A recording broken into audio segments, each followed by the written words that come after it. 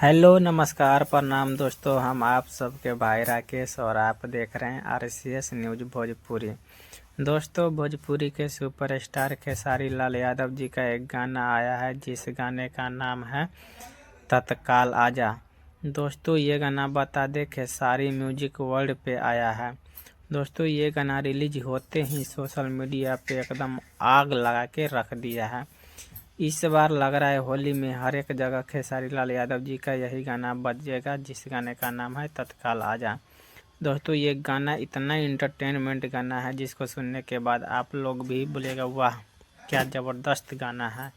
जो लोग नहीं सुने हैं आप लोग से अनुरोध है एक बार जाके ज़रूर सुनिए खेसारी म्यूजिक वर्ल्ड पे, जिसमें भोजपुरी के बहुत ही खूबसूरत एक्ट्रेस रानी जी और मुस्कान जी काम की है।